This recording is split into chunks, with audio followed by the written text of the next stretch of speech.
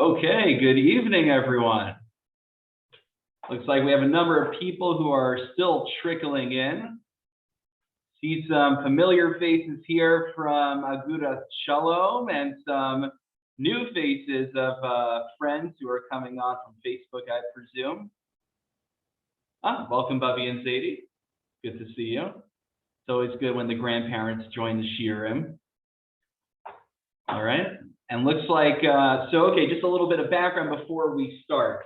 I think we'll jump right into it because our friend and colleague, Rabbi Stephen Gottlieb, needs to jump off at 8:20. So first of all, welcome to all the Agudas Shalom folks who are here. I first want to acknowledge the presence of Toby Schaefer, our president, who has joined us this evening, as well as Marina Sapir, who's the head of our adult education, and a number of our friends who are joining us for this special session.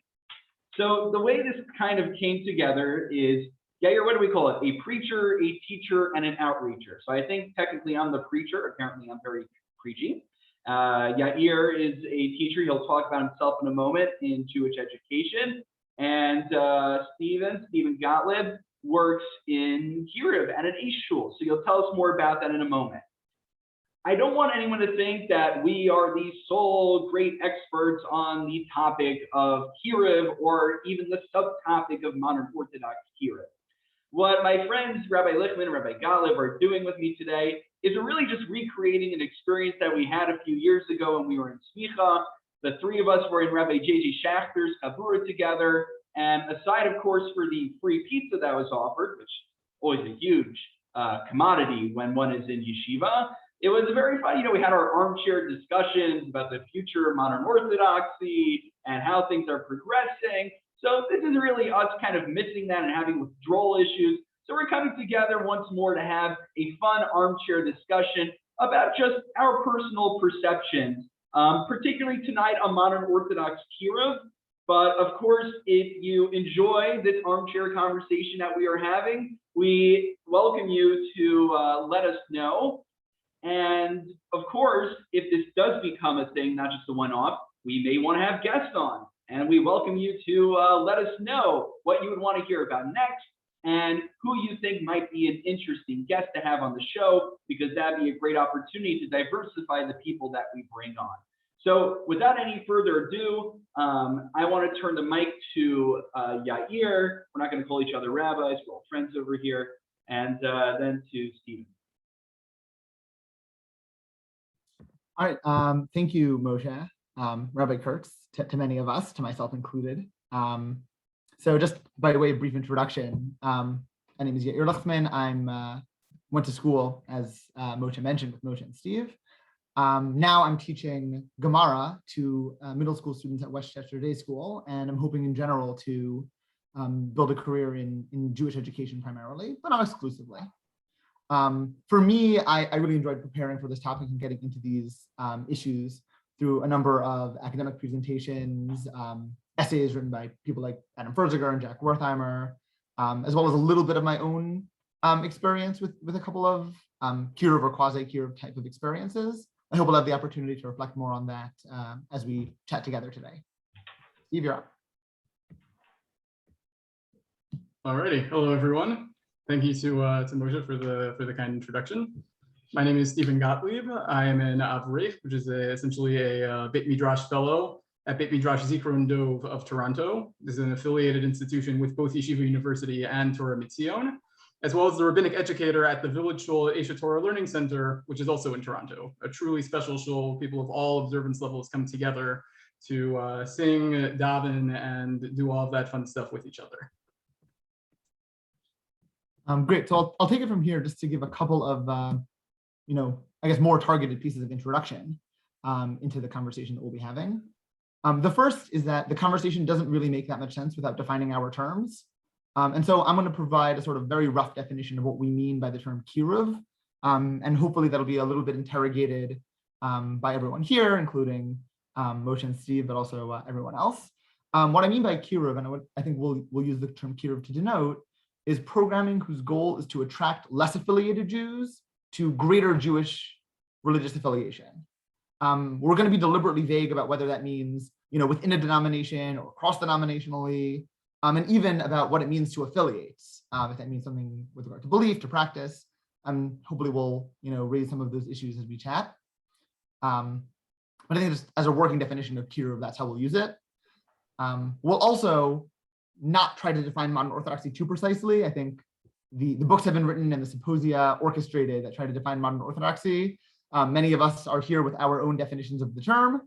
And I'm sure some of those differences will come to bear also as we weigh what modern orthodoxy and Kiruv have to do with one another. But just, we're not going to try to define it. Gedolim v'tovim mimenu have tried, and with mixed degrees of success. And the final piece of introduction before I think we'll start the conversation more formally is that in the Zoom space, it's always sort of challenging to orchestrate conversation effectively, and I think we're all trying our best to make this a engaging and interactive environment, and not one where we are sitting on our high thrones preaching the gospel. I leave that to Moshe. And so the way that we think is most effective to do that is to sort of have an open chat throughout. So if we're saying something that you agree with, that you disagree with, that you have a different perspective on, or an anecdote that illustrates a point or something that's worth sharing, we'd love for the chat to be happening throughout. Even while we're talking, please feel free to interrupt us by sending things in the chat. We'll be monitoring it, and there might be things that catch our eye and our interests. And we'd love to invite people to share their perspectives as well in this verbal context, but just to have the chat be available. I've noticed already one person's used it, and I hope many will by the end of this conversation. Yes, thank you, Rabbi Avi Hoffman, for acknowledging our urgent Chavura shout out. Good to have a fellow member here. Just to also say, in addition to monitoring the chat on Zoom, I will be monitoring all comments on the Facebook for both Moshe's video and my own. So anyone who is not in the Zoom room but still wants to participate in the discussion is welcome to, even from the live stream. So I think with those excessive words of introduction, we could finally get to the rub. So the question I'll start by posing to Moshe and to Steve is, we're talking about modern Orthodox Kiruv here. That's what we've chosen to title this conversation. What does it mean for Kiruv to be modern Orthodox or to be denominational in any sense? What are we talking about here? So I'll just jump in there first, since I am muted first. I think in order to talk about what modern Orthodox Kiruv is, we might want to first talk more broadly about what Kiruv is definitionally, even though I know we started with a vague definition, and then talk about how modern Orthodoxy finds itself as a perhaps unique subset within that. So the easiest entry point for me in understanding Kiruv, so Yair, like you pointed out, it's about doing, I forgot your term, using outreach to bring in those who are less affiliated. I'm trying to think like halachic terms, how we define this discussion, right? It should obviously be from a Jewish perspective. And I think the most classic go-to place is the mitzvah of tochacha, translated, of course, as rebuke, but of course, as many Achronim point out, today it's not about getting on our soapboxes and preaching about how evil your ways are and you should be choser b'tshuva and return to repentance, but actually, people are more creative. They invite you for a Friday night meal, here's some challenge, and bring people in closer. What I think might be unique about modern Orthodoxy, and we could discuss this, is that I think, if we think of modern Orthodoxy, I know defining that is a whole other discussion. Modern Orthodoxy, we try to be intellectually open. Sometimes we just become as dogmatic as our friends on the right and the left, but we want to be intellectually open. And one of the challenges is that sometimes those who are involved in Kiruv, my goal is to convert you to my cause and belief system. Modern Orthodoxy, that can start getting a little uncomfortable, perhaps not just emotionally, but philosophically, where one might prefer to educate as opposed to advocating for what their belief system is. Let me put all the material out there on the table. I hope you come to the same conclusion as me, but I won't hold any qualms if you don't. So that'd be my initial impression of it. And I would just add, I think Moshe did a tremendous service by framing this in halachic terms. all three of us and many people over here are Talmidim of J.J. Schachter, Rabbi J.J. Schachter Shlita, who was very big on the idea that you can't have a discussion without bringing Torah into it. That as rabbis, our goal is to have everything we do be on the basis of Torah and mitzvos. On that note, I want to add just another way of framing Kiruv, and then go into what a particularly modern Orthodox Kiruv might be able to look like. And that's, rather than through the lens of Tochacha, though that's a good lens to look at it as well, I prefer looking at it through the lens of Hashavat Aveda, the returning of a lost object.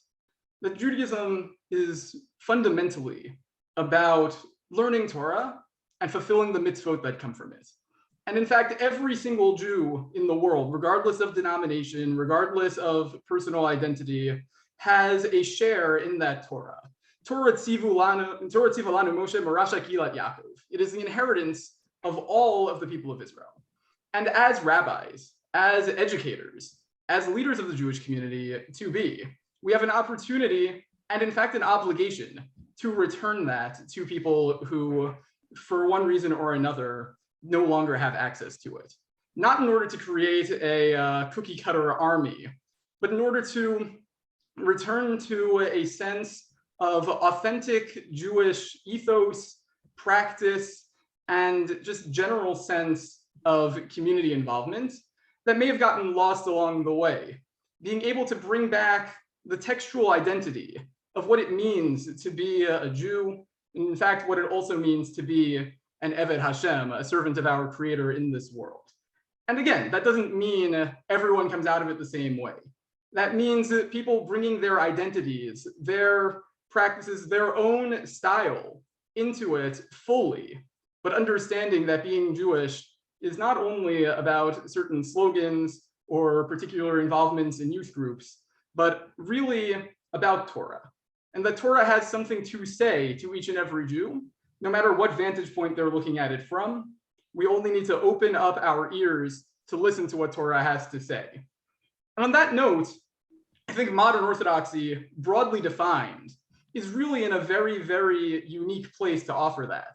I wrote an article recently for the Lair House on this subject. I'm going to put it in the chat, and when I'm done talking, I'm going to put it on the Facebook posts as well. And in that article, I articulated three entry points for modern Orthodox Kiruv that existing Kiruv organizations don't seem to use much of. One is a diversity in terms of thought and in terms of dress. You can only need look at myself, Moshe, and Yair. We are not all representing the same style in the world, but at the same time, we were able to bridge diverse gaps, have different ways of thinking about things. Tochacha versus Hashavat Aveda for Kiruv is one example, but being able to bring in multiple perspectives, that we don't just have one particular line of thinkers. We're not just, for example, products of one yeshiva that has the Rosh Yeshiva and that Torah, and that's the way to go. It's not only the Rebbe, for example, but being able to synthesize different ideas in order to create something that hopefully many, many people can come from their entry point and come in.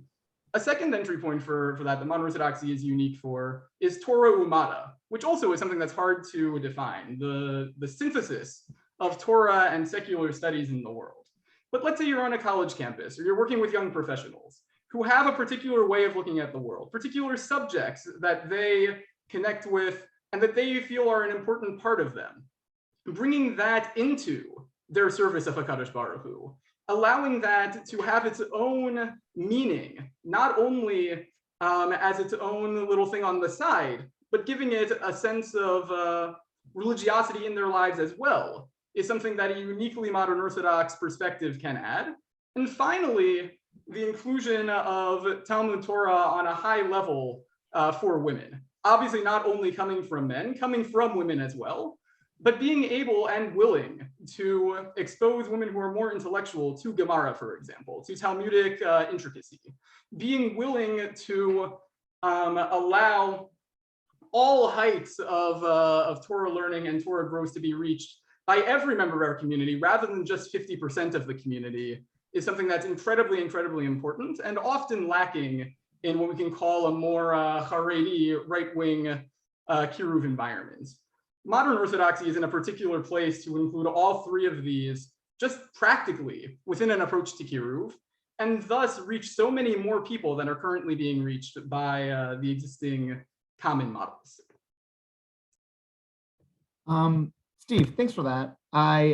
Your presentation I found interesting in that I think you spoke a lot more to ideological factors about modern Orthodoxy, right? Modern Orthodoxy as an ideology, at least the way you're describing it, is both instrumentally more useful, like it might be more attractive to certain people, as opposed to, for lack of a better term, what we might call more right-wing ideologies, and more in some more essential sense, meaning to the extent that a person who identifies as modern Orthodox believes that whatever they think modern Orthodoxy is true, it'd be better to do Kiruv in a way that brings people closer to what we think is actually true.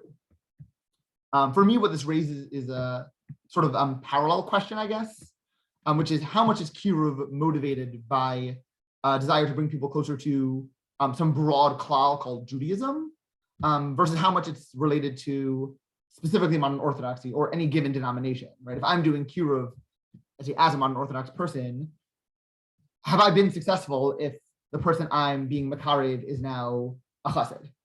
Or have I been partially successful as opposed to fully successful? Moshe, maybe by your more halachic definition, as long as you're following a sort of recognized halachic tradition, you're more or less happy. Well, according to that, you'd have to be keeping Zmanim then, so I'm not sure if that'd be a success story. If we're not talking about modern Orthodoxy, we're definitely not talking about chassidut. So, and Steve, maybe your perception would be a little bit more narrow in as much as you're interested in advancing a certain set of values among the population. But I think Yair, like what you're saying, this raises a good question, especially to Steve's definition, which is how do we quantify what successful Kiruv looks like?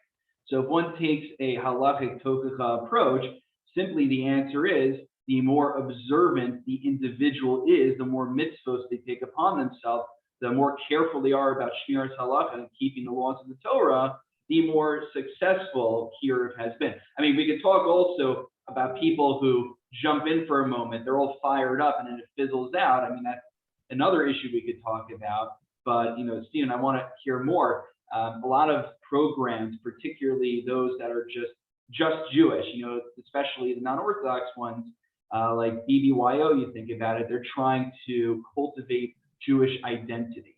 If it's not, it didn't sound like halachic observance was at the center of what you were advocating for mono-Orthodox Kiruv. So if it's not halachic observance, then what exactly is the measuring stick for success? That's a great question. I think when we think of success, there's different ways that the different groups have that. There's the model that's what we can call the spreadsheet model of success.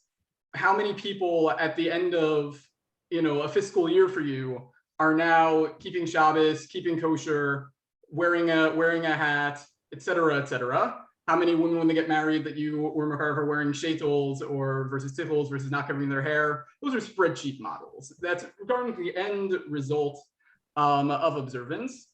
And there are other models that are more what we can call sliding scale model, that it doesn't necessarily matter where they are as long as they're on a trajectory.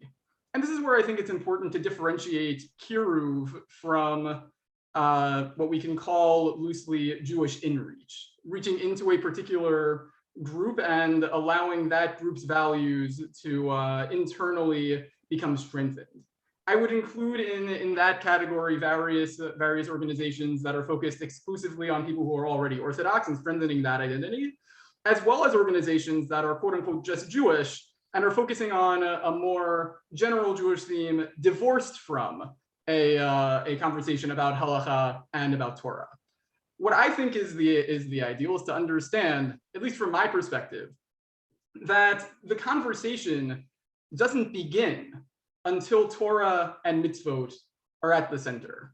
That doesn't necessarily mean, one clearly defined approach that has one very, very clear, very specific end game, but it does mean understanding that being a Jew comes with a certain set of obligations in the world, that it's a responsibility that we have to answer a call that we hear from the Torah that is speaking to us. And understanding that that Torah is, as I said before, in conversation with us in a way that demands a real thought out answer.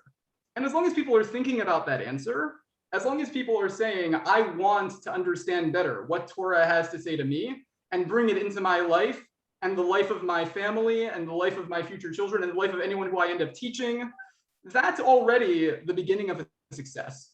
Where they're going to end up is largely dependent on them, but hopefully they're on an upwards trajectory. And as someone who is involved in Kiruv, that's really the goal. Getting the motion started, going up the mountain by their side, not telling them where to go or how to go or rushing them in any way, letting them make the decisions completely on their own, completely with what's best for them where they are, but also facilitating a conversation to make sure that the text that we have and the practices that we see as stemming from them are not being ignored. That it's really a conversation that they're able to hear and able to involve themselves in. I'll take the opportunity just very briefly to share another document in the chat. I collected a number of the things that I had been reading in preparation for tonight into a Google Doc. It includes, of course, Steve's article, as well as a couple of interesting treatments by slightly more scholarly perspectives.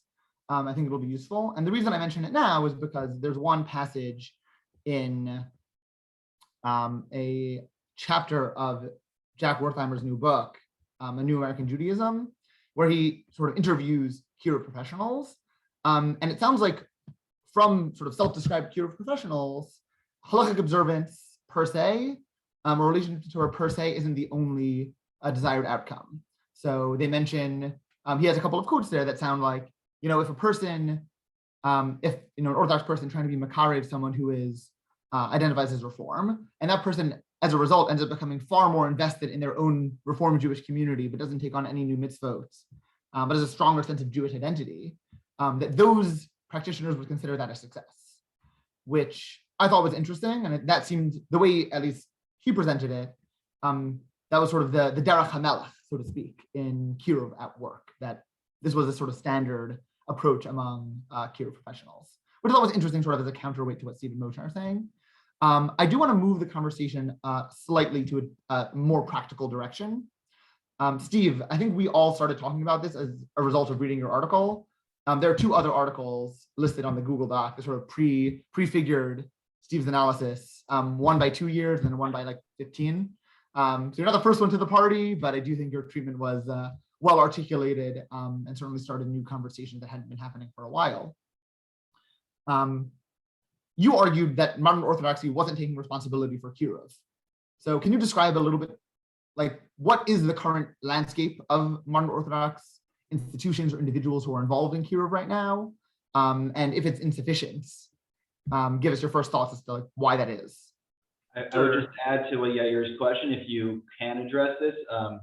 Toby Schaefer asked in the chat about, isn't Chabad already striking the ideal balance? So maybe to talk about how we distinguish and what makes it unique.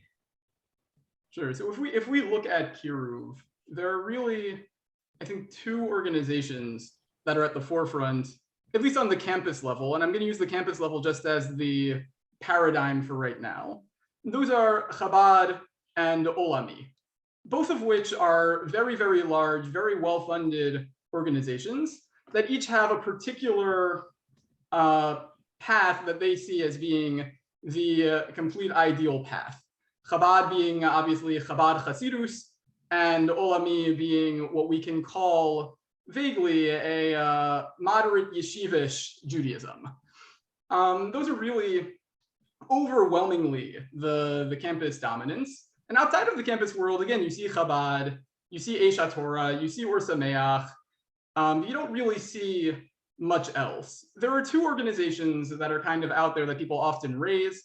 One is, and people raise this in response to my article, one is NCSY and one is JLIC. JLIC is a campus organization where modern Orthodox rabbis are on campuses working within Hillel International to provide kosher meals, minions, Eruv maintenance, etc., for an already existing Orthodox community within the campus. That is very much what I would call an in-reach model, where the constituency is already there. They know exactly what they're looking for. And if you're not coming in as someone who's already at the very least adjacent to that community, you will probably not be having a coffee date with the JLIC rabbi. There are people who do come in and who do find it very useful, and there are different rabbis on campuses who are exceptions to the rule. But for the most part, it exists to fill a need on the campus of a particular constituency and typically stays within its lane. The other example that people often throw at me is NCSY. NCSY really differs chapter by chapter. I actually had a really lovely conversation with a high-up individual in NCSY after my article came out about what they can do to really bring back a modern Orthodox flavor to them. When I was growing up in NCSY, and I actually decided to become religious while I was a part of NCSY, but I was one of maybe 3 or 4 public school students in my entire region that went to the bigger activities. I felt very, very alienated as someone who didn't wear a kippah all the time, at the time didn't wear tzitzis. It was really overwhelmingly day school students, and that was the only image I had in NCSY. Even into college and into rabbinical school, I couldn't imagine in my mind NCSY as a Kiruv organization, because it was so overwhelmingly targeted in my region growing up towards day school students. Different regions are different for that, but overwhelmingly the people who are running things, as opposed to advisors who are there on a Shabbos by Shabbos basis, but people who are really running regions tend to be graduates of places like Ner Yisrael, Chofetz Chaim, more yeshivish institutions that don't represent a modern Orthodox mission in the world, though are doing very, very good things. I saw someone said in the chat mentioning MJE, and this is the time for me to mention, where does modern Orthodox Kiruv actually happen? Because it does. It's just unfortunately very, very tiny. So you have MJE, the Manhattan Jewish Experience, which is ran by Rabbi Mark Wilds. That is absolutely a modern Orthodox Kiruv organization of the best kind. They provide learning, they provide social activities, they provide a home for Jews to experience what Torah has to offer in a decidedly modern Orthodox context. They do excellent things, but are restricted to Manhattan. Also, largely within Manhattan, but not always, you have beginners minyanim. KJ, Kilas Jeshurun has one, Lincoln Square Synagogue has one, but otherwise you don't really see modern Orthodox figures who are unapologetically modern Orthodox in their approach, really, really active in Kiruv in a modern Orthodox setting. You have those examples. You used to have the National Jewish Outreach Project being a very, very large presence. Nowadays, it's a little bit lesser heard of, unfortunately, but it was very, very big back in the day. Rabbi Buchwald, who founded it, still goes to different shuls and advocates for modern Orthodox people doing Kiruv, much in the way that I tried to do. But you don't really see this outside of those spaces so much. What you do see, and this is grown, is people who identify as modern Orthodox, who are products of modern Orthodox institutions, working with organizations that are not themselves modern Orthodox. That was something that I referenced in my article as well. That at the end of the day, places like Aish, places like Olami do hire graduates of Yeshiva University who are not necessarily your cookie cutter yeshivish types, and they are doing excellent work in their places. I truly love the Aish shul that I am a part of, despite coming from a YU background. But I acknowledge that it's not the same hashkafa that I was imbued with during my time in rabbinical school. And part of me wishes that there were organizations that were not only in Manhattan, but let's say in Toronto as well, that were doing specific outreach work with a specifically modern Orthodox flavor, which is really what I tried advocating for in my article. All right, Steve, you answered half my question, but I'm going to hold you to the other half, which is why isn't it happening? And I'll specifically mention this in a broader context. I think it was Adam Ferziger, one of the articles mentioned distinguishing between in-reach and outreach. The title of the article is actually along those lines. It's an article in the journal Modern Judaism, Between Outreach and Inreach, Redrawing the Lines of the American Orthodox Rabbinate. He surveys a number of rabbinical schools and whether they're interested in doing outreach or not. And in that article, he makes the historical observation that modern Orthodoxy had been more involved in outreach type movements towards the middle of the 20th century. I think I see Toby describing that NCSY had more of a role in that way. He describes how Lincoln Synagogue and Rabbi Riskin, Rabbi Buchwald, and figures like that had been very active. YU had many more programs, sort of dedicated to outreach and to less affiliated Jews. And he notes that there's been a shift, that he seems that the Kiruv world is YU seminar. Exactly, I'd forgotten the title. Thank you, Toby. And he notes now that the Kiruv world is largely dominated by Chabad or by more right-wing organizations. So what changed? Why do we no longer do, why does modern Orthodoxy no longer do Kiruv the way it used to? It's a great question. In my article, I tried to outline a few different reasons, at least that I assumed this was. Part of it has to do with the fact that oftentimes doing Kiruv entails making significant sacrifices in where you are living, what kind of communities you are living in. Happens to be not all places that are like that. For example, in Manhattan, in Toronto, you can live in a really robust Jewish community while also being engaged in it. But a lot of times it involves moving to places that don't necessarily have the type of infrastructure that one would be used to. And this is the second reason, is that there seems to be a growing lack of passion within the modern Orthodox community for what we believe. I know relatively few people who are products of modern Orthodox institutions who are willing to say that I think Judaism is true with a capital T, and I'm willing to put myself on the line to go out there and try to show other people that it's true as well and get them to live their lives according to the truth that we have.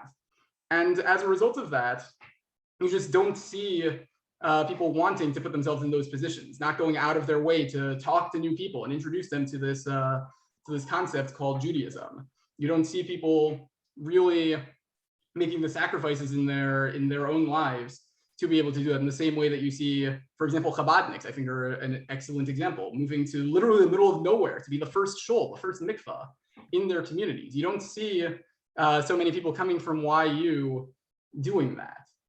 Another, another reason for this can also just be the fact that, frankly, we don't really seem to know what we stand for. We've been kind of jumping around this not defining modern Orthodoxy, but I think that's part of the problem, is that we don't really have a decided definition of what modern Orthodoxy means, and therefore we can't articulate what we believe in a way that's compelling not only to others, but even sometimes to ourselves. And if we can't define ourselves and where we fit in the Jewish world, so why should we be on the front lines? And all of this leads to people taking a step back and letting the ones who are confident in this work and are willing to make those sacrifices and are willing to really go into this type of activities to lead the charge. And that unfortunately leaves the modern Orthodox perspective lagging behind significantly. Right. So Steve, I would actually, I'd agree with most of your assessment, and I want to really just dig a little bit more into what I think David Sellis, hi David, what David Sellis pointed out, where he talked about our confidence, I would say confidence in our own ideology, but also among those who are most resoundingly, in principle, modern Orthodox, faith in the faith itself. An uncomfortable point to bring up. I think you'll find that there are those who are, since we're using YU as the chief modern Orthodox institution in America, you'll find that there are musmachim who just, see YU as fundamentally the same thing as the Haredi world. And so for them, it's much easier to join something like Olami, to join something Aish, which are already pre-existing organizations. The infrastructure is already there. And, look, maybe I'm more open to watching a movie, Torah movies, but otherwise I'm pretty much on the same page with that. And for those who are more fundamentally modern Orthodox, those who are more pushing that ideology, I find especially among that camp where there is a lack of conviction. And we could talk about whether it's intellectual humility, but I think there's a lack of conviction as well. Whether it be a simple lack of conviction of, oh, you know what? Let's say it's a YU guy, maybe the Open Orthodox got it right, maybe the Halachic Egalitarians got it right. Maybe, you're just looking to the people to the left of you thinking, you know what? Maybe the people more progressive than me really got it right. And I think this comes to an issue also of where apologetics comes in. You see, if you are apologetic about what you stand for, you don't have the motivation to try to sell it to anybody else. If I don't feel like what I'm doing is ideal, if I'm always apologizing for orthodoxy, I'm always apologizing, I really wish we could do better and be more progressive and more modern, then why would I try selling my brand to anybody else if I already have these doubts? There's a separate question, which is once someone is mono-Orthodox and studying, academic Bible and other things, I see our friend Yosef Sklar here, you can appreciate this. It could bring in further theological doubts, which certainly would preclude someone from wanting to push their brand of religion and ideology. So I just wanted to dig more into what I think you were alluding to, Steve. For the record, I did study academic Bible in undergrad, and I'm still here. Some are, some aren't. So did I, and I'm also here. I think one related piece that I think is worthy of being mentioned, which I think has to do with what both Moshe and Steve were alluding to, and has to do also with this balance of outreach and inreach. It seems to me that there's a certain perception that even within the community, inreach is almost a kind of outreach. I remember a piece by Rabbi Shaul Robinson, I think in 2013. This was back when there was the whole hullabaloo about women putting on tefillin and SAR and the whole background there, which was feels like quite a long time ago. And I think he made the claim in that article and discussing that among other issues, that even within modern Orthodox schools and institutions, building greater degrees of affiliation and commitments is really the job. And on some level, he would argue that any modern Orthodox mechanech is also a makarev, in as much as many families that are raised modern Orthodox, that send to modern Orthodox institutions and so on, are sort of seeing that as a kind of Kiruv, as a way to get closer, as opposed to we're already in and now we're just learning the texts and learning the information. There's really a sense that you're also doing some kind of identity work and also some kind of increased level of commitment, and in a community of limited resources, prioritizing our own family or the family of our immediate community is a very natural choice, as opposed to thinking outside of those boundaries. Yeah, can I raise a question? Please. Yeah, so something I've been thinking about. I'll share the link here, an article that I wrote on the topic, and this is kind of how part of Kiruv conference. The way this really started, by the way, this program we put, whatever you want to call it, we put together, was that we were all writing our Kiruv articles and bouncing ideas off each other. So we thought, let's bring these ideas to the public. One question, which I think, oh, sorry, I direct messaged it. I didn't send it to the group. Only Steve got it. There you go. Now you will have it. So one question that has really bothered me, and I think this is what causes a lot of people to get disillusioned with Kiruv, is, are we willing to sugarcoat things? Are we willing to fudge the facts in order to bring people in? Do the ends justify the means? I'm not going to go through all the literature right now, but you look, especially Revelio Dessler's formulation in Michtam Eliyahu, which Professor Mark Shapiro cites in his book on changing the immutable, which is like the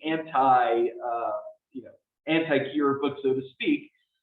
It seems that many people are willing to either sugarcoat their presentation of halacha, of Jewish theology, or omit sources in order, as a Heishi Timsa, to bring people in closer. And just two issues with that. First of all, fundamentally, is there an issue of Ziyah Torah, that one is misrepresenting the Torah? And number two, even if it does work, is that really practically effective? Because I've met people who they were on that high, they were brought in by that inspirational, charismatic speaker, and then a few years later they're like, oh yeah, that whole spiel about men and women being better than men, and that's why they don't do dissertations on grandma. Actually, it's a very silly argument, and that didn't work for me. And now they're back to either off the derech or at least very disillusioned with orthodoxy. So I'm not going to talk about the yeshivish world, but the modern Orthodox world. Is that something that we see being done? Is that something that's appropriate to be done? Is one allowed to omit certain sources in order to bring people in? Does the ends justify the means? So I want a heavy question. Yeah, here, Steve, have at it. There was an excellent, really articulate Facebook post about this recently by a gentleman named Elad Neharai. I don't believe he's on Facebook anymore. At least I tried finding his account and could not recently. But he became a Baal Tshuva through Chabad and has since left the Orthodox community. There was a lot that happened in between. Really fascinating person.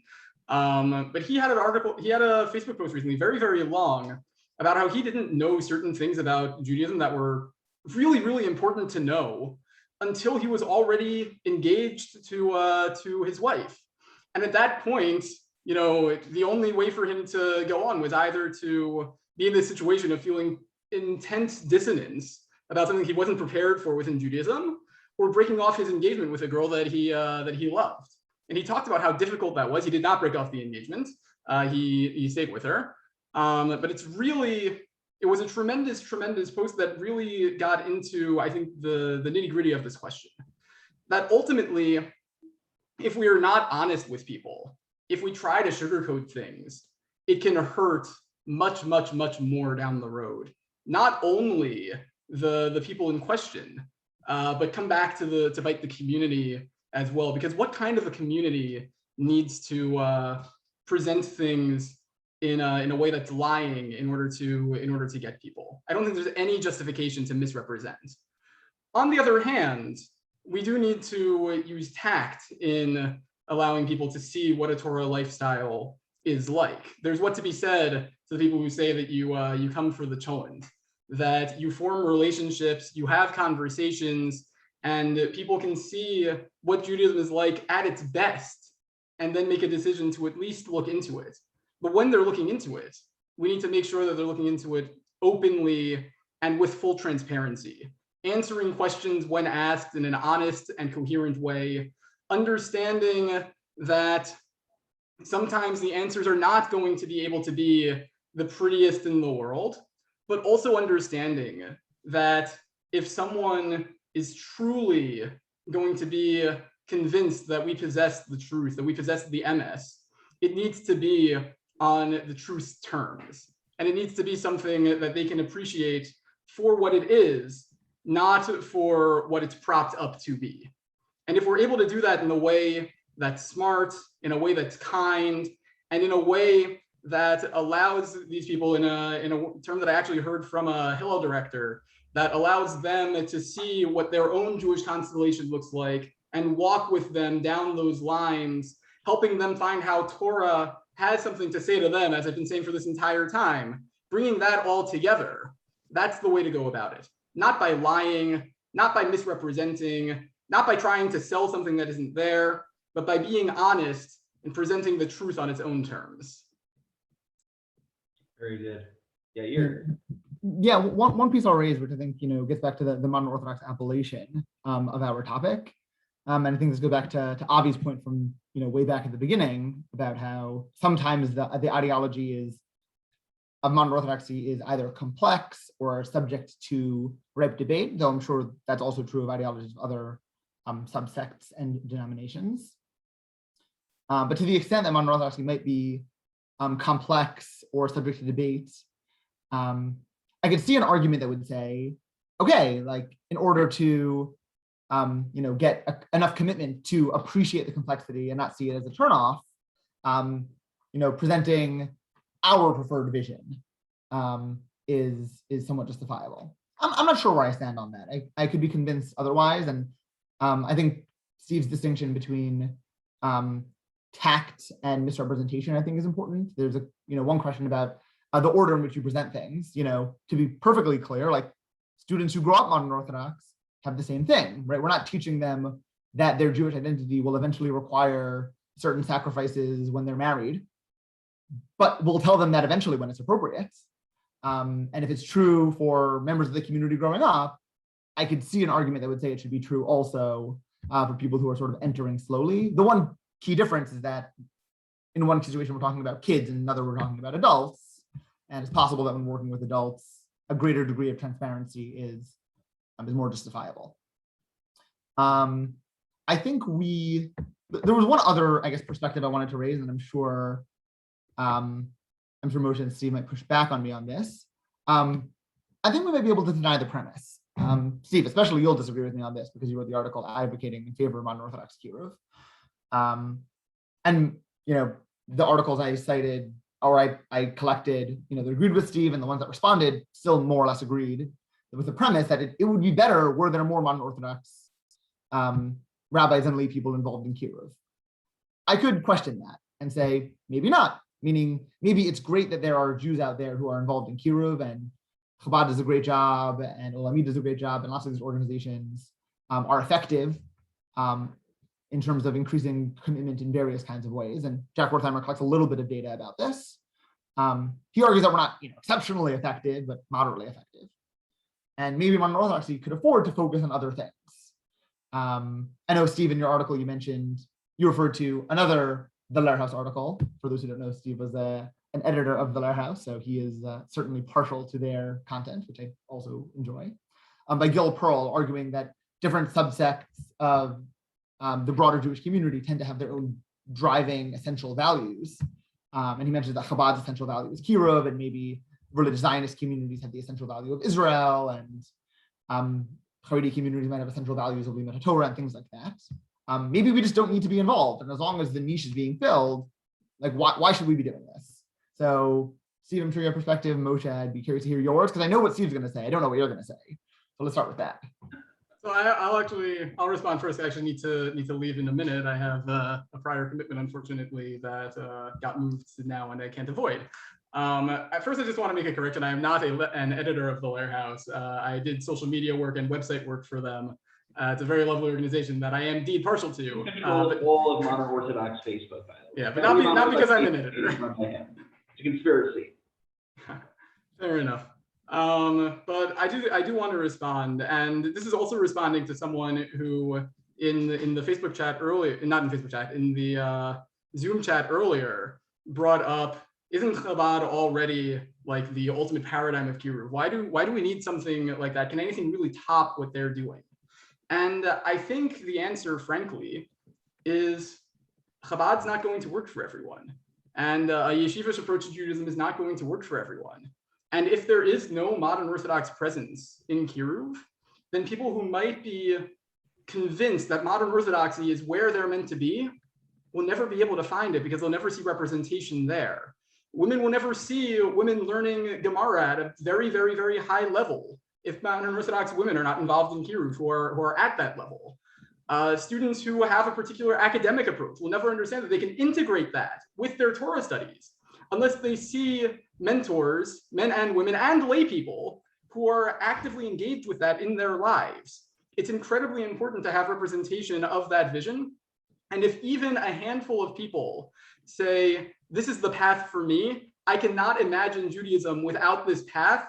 This is what I am able to embrace so that I can hear everything that Torah has to say to me and bring it into my life in a way that I can pass on to my children and grandchildren and students, then it is worth it for modern Orthodox individuals to be engaged in Kiruv, men, women, rabbis, lay people, everyone to see that we can, in fact, not only understand what Torah has to say to us, but give that Torah to others as well. On that note, I actually need to go for the evening, but thank you guys so much. I'm sure the conversation is going to be really, really great.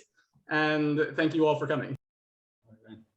Yeah, thank you, brother Steve. Yair and I will stay, I guess, till 8:30. Just finish up the conversation and take any remaining questions. Is that good with you, Yair?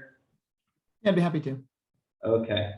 I mean, to answer the question, I think Steve just made a very compelling case, and I think I'd be mostly in agreement with him on that, actually. The representation, I think, is very important. But again, not speaking prescriptively, but more descriptively of what I'm seeing. Okay, I don't have stats on this, I'm admitting it. But when you think about who's willing to go out to these campuses. I mean, number one, you have people like me who grew up like near the 5 towns or Teaneck. How many of us are really willing to leave like the Northeast? Like, maybe we'll go somewhere like, in Fair Lawn, New Jersey, somewhere a little further, but how many of us are actually willing to venture out? I'm in Stamford now, Connecticut, so far away from New York. I think that's one thing to consider. So there was another point I was going to make, but Yair, did you answer the question? Do I have an answer to my own question? Yeah, do you have an answer to your own question? Way to hold my feet to the fire. No, so I think my answer tends to line up more with what Hart was saying in the chat, and I appreciate him making that observation. That on one level, it's just about numbers, meaning if we could get, take the thousands of Chabad Shlichim who are working incredibly effectively to run programs that attract, over the year, tens of thousands, hundreds of thousands of people, and we added another, 1,000 modern Orthodox rabbis to the team, like it would only help. And to the extent that we feel a real sense of service and of obligation to less affiliated Jews, the concept of, for example, Kol Yisrael Arevim Zelazem might motivate, maybe Hashavat Avedah, maybe other forms of halachic traditional arguments. I think you would just say the more we could do, the better. And it's a question of numbers. And I think Steve's points were also compelling to me, that there are some people that will never be attracted by certain models that might be attracted by what modern Orthodoxy has to offer. Well, I think, okay, I just remember my second point. I think one of the challenges, and this ties a little bit in, not exactly connected to the geographic issue, which is in the modern Orthodox world, unlike our more yeshivish counterparts, there is a huge emphasis on one building a professional career. And I mean, I'll just put my cards out on the table, just strictly, maybe it's something I should overcome, maybe just my Yetzer Hara. But I think the way the Welt looks at it as, if you're a pulpit rabbi versus a JLIC rabbi, a pulpit rabbi is just considered more respectable. Your opinion carries more weight than, I mean, it's the same issue for teachers also. I know, you're working as a teacher. Even though you and I have the same education, we learn the same Torah, we took the same bechinas more or less, and you probably know more than I do. There is this, not just perception, I'm sure even payroll, you look at payrolls, it can come down to it also, that pulpit positions or having a position at a very, well-to-do day school might trump what some of these kier positions are offering. So I think it does come partially to a question of dedication. Are you willing to do it nonetheless? Which leads me to a point that I actually made today on a Facebook post that Steve tagged me in, which is some of these ideas of going out in the middle of nowhere or becoming even just a JLIC couple for a few years, it requires not just your buy-in, but it requires your spouse's buy-in as well. And not just buy-in. For instance, Marissa and I, before I went to pulpit for a hot second there, I was like, maybe we should look into JLIC. Maybe that'd be fun for a few years. But my wife has a career. She's very passionate about what she does. And so for us to go middle somewhere where she doesn't have a guaranteed job, and then on top of that, not only does she not have a guaranteed job, but the job I have expects her to work also in my profession, whereby she can pursue her own ambitions, her own career. That's not just asking of the rabbi, that's a huge ask of the spouse who might have their own ambitions professionally. And especially, this is a challenge in modern Orthodoxy, which I'm not saying for better or for worse, but both the man and the woman generally have a professional career. And so it's hard to reconcile that. Like the Rebbitzin doesn't always want to be just a sidekick into the husband's career. It's not easy. And I'm not such a progressive guy. I'm just saying descriptively, this is what it is. Yeah, it's an interesting point. I think we should probably wrap up with this to give an opportunity to open the floor more explicitly and formally than we already have. Though I've been a big fan of the chat. You may notice I've been responding to some of the posts. I haven't been able to respond to everything. The lifestyle point is really interesting, and I think going back to Adam Ferziger for a second, he notes that sort of correlating with the decline in modern Orthodox Kiruv activity, there's a huge increase in I guess more right-wing Orthodox yeshiva or Haredi Kiruv organizations. And And he attributes that to, partially this question of, ideological strength, yeshivish ideology and community, has really grown and flourished in the past several decades, and that has led to, increasing ability to do Kiruv, whereas modern Orthodox hasn't as much.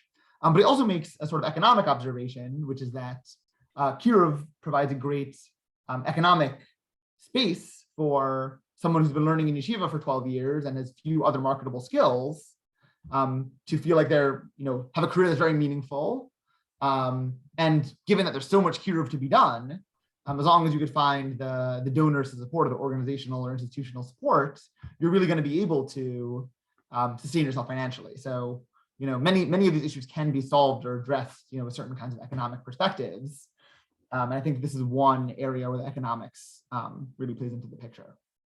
Absolutely. Okay, it's 8:28, and I think, Moshe, if you don't mind my sort of closing out, or at least closing this this part of the conversation. I think we've talked about many aspects of Kiruv in general, Kiruv from a modern Orthodox lens, and Kiruv from a modern Orthodox sociological perspective. Right? What does it mean for our community to be involved in Kiruv? I suspect that many in this room would identify as some kind of modern Orthodox, and so I'd love to hear your perspective on some of these issues. I know David has been making almost an alternative case for modern Orthodoxy that would make it very difficult to do Kiruv, and I'd be curious to hear that. And then more broadly, I'd love to hear other thoughts on some of the topics we've been discussing today. Just to clarify, are you opening up the floor now, Yair? Yeah, I should have been clear. Okay. Yes. People want to, David, please, I know you've been. Oh, sorry, Moshe. One second. It's like the digital raise your hand button in the reaction section. I'll unmute you so you can ask a question. So just to say, this is like, we're done with our monologuing, so now we're going to bring people in and we'll stay on for a little longer. Okay, anyone have a raised? Oh, yeah, okay, David Sellis. You're on the top of my list over here. Let's see if I can unmute you. Did it work? So I'm just going to try and not exactly to be an against Nick, but just to try and push 2 points. One is the question of what's the end game for Kiruv? If the end game is, I identify with community X, I want to make you want to be part of community X. That's one very specific trajectory, which I think we could look at. Chabad is complicated because we want more engagement, but ultimately we really do want you to be part of our community. Let's use like Olami as that first model. I think the much more complicated model, and I think this could be the space that modern Orthodoxy really makes as its own. I'm actually going to identify with with Yeshivat Hadar. It's Nigal Yeshiva, an institution in New York. I was waiting for that, David. I was waiting. Yes. The reason I identify them I'm sorry. I'll ask you if you could just define what that means. I know that Fine. not everyone might be familiar with the That institution. halacha is binding, just some of the details work a bit differently in ways that get essentially women obligated in the same ways as men. But the reason I think of them is they do two really different things at the same time that I think create an interesting modern Orthodox model. On the one hand, they have a very specific ideology that they are pushing. The ultimate goal of their programming is to get people to join their community. But on the other hand, they're also pushing greater engagement with Jewish text. So there's a space between the particular community and them doing all of this online learning that is just Jews. Here is your text, engage with it. The point of that is to get people to support their community, but it's not pushing it in the same upfront way. And I wonder if that's an interesting space for modern Orthodox Kirov, which is to say, it's about empowering people in terms of text knowledge and direct engagement with learning, with text, with tefillah. Where they go with that is their choice. So I just wonder what you think of kind of this is the thing. So thanks for bringing in the point of Hadar. I was waiting the whole session for you to drop the name. I think Rabbi Hart Levine, who is an expert in Kirov, I think works for Mizrahi and the base community, originally wrote a counterpoint about how many unaffiliated Jews go to Hadar. I think not many. Rabbi Levine, if you're comfortable unmuting, I'm happy for you to express your thoughts. You've had a few ha'aros throughout the session. If you're in a position to unmute, I don't know if you are. Okay. Sure, I can speak briefly. So I think just to respond to David's point, I think Hadar does a great point at getting people involved in their community and their form of Judaism. But my sense is most people that they're reaching are people who are sort of part of the conservative movement or the left-wing Orthodox movement. I mean, I'm not an expert in Hadar, but just my sense from sort of knowing them from the periphery is that they're not reaching people who are totally unaffiliated with sort of basic Judaism classes. If you look at most of their classes, they're very into like sort of high level Jewish learning in an egalitarian setting, which is great for the community, but it's not so much doing sort of like unaffiliated people off the street outreach. Very good. Right, and text knowledge in particular, I think, is a huge barrier to entry, right? If you're going to build Kiruv primarily on text and not primarily on other forms of engagement and connection, I think you're going to have a very hard time with, I guess, those with less literacy, which the less affiliated you are, I suspect the less literacy you'll have in Jewish texts. Right, and it's interesting, actually, there was a whole program that Hillel started doing, maybe like I think in like 2010, where they said instead of just doing outreach just by social events, they said we're going to try doing actual like Jewish learning as a form of outreach. With their whole like program for senior Jewish educators, and they were sort of like saying like, we have this crazy model, let's like teach people Torah to get them involved in Judaism. But like that's the model that all the Aish and the Olami people use. Is they're or I don't know if they're the only tool, but a large tool that they do use is doing text study and Torah study.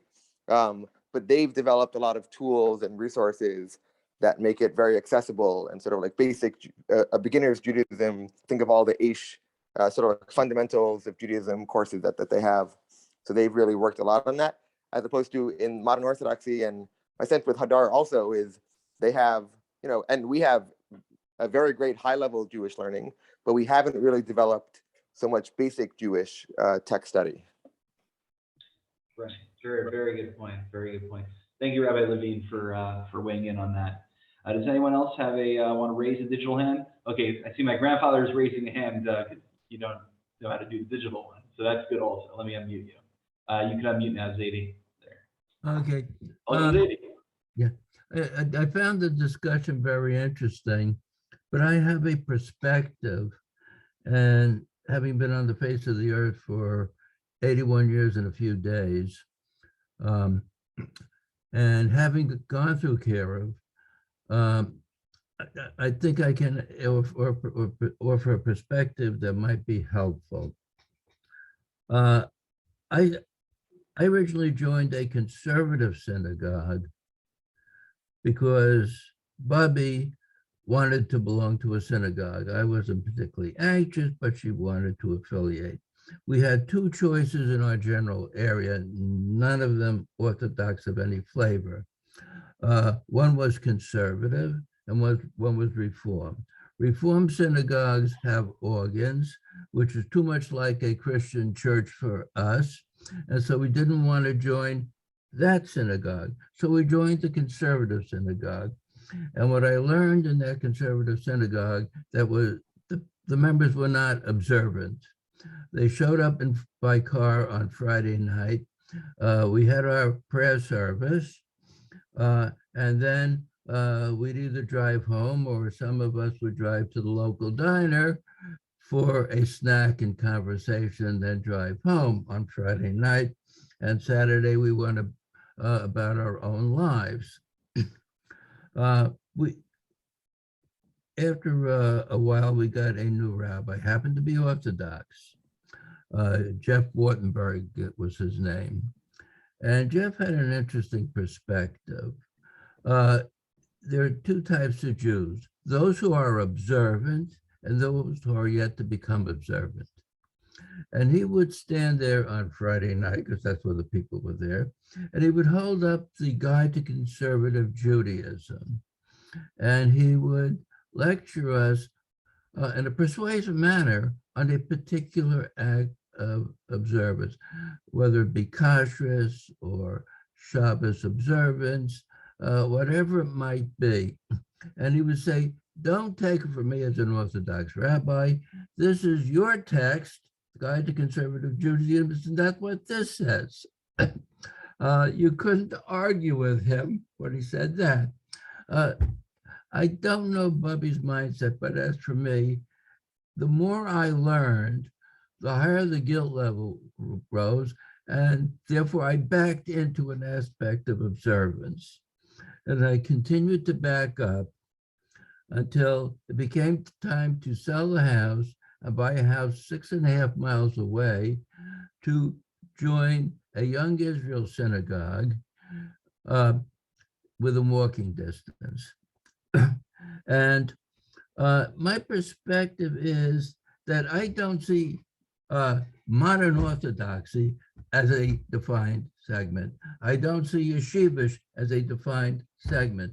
I see a spectrum of observance with a uniform commitment to halakha, to the 30 observance of the 30 malakas and everything that stems from it. And there may be different cultural approaches to it, and the Hasidim have their multiple approaches, because they're not all identical in their approaches, and different yeshivas have somewhat different approaches. And to me, before I ever heard of modern Orthodoxy as a defined segment, when you agreed you can't quite define it, to me, modern Orthodoxy meant moderns today, whether it's a modern car or it's a modern house or modern anything. Modern Orthodoxy is Judaism today.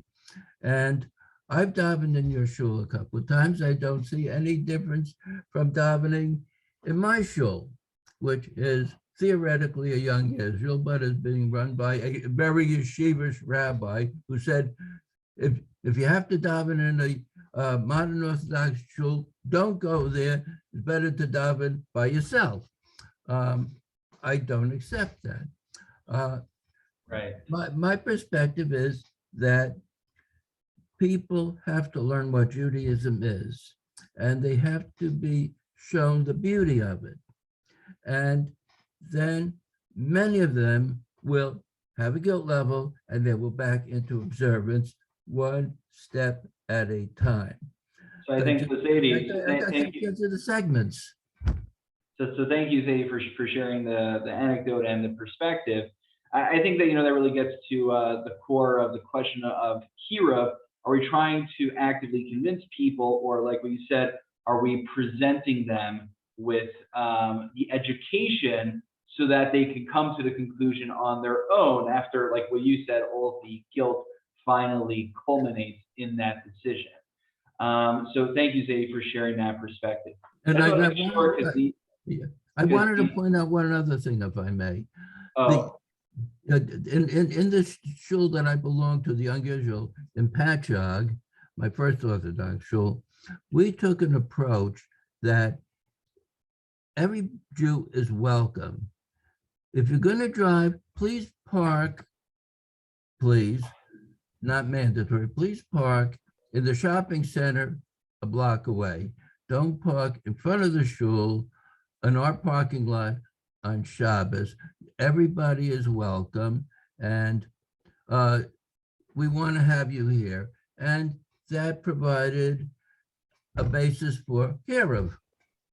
Right. Well, okay. Well, I guess different shuls will have their own perspectives. As you know, here at Go to Shalom, it's a little different. But like you said, everything's a spectrum. So I just want to make sure we address any other outstanding questions. Does anyone else have a question or a ha'ara, an insight that they wanted to share before we wrap up the session, or anything that you wanted to hear Yair or I weigh in on beforehand, before we conclude?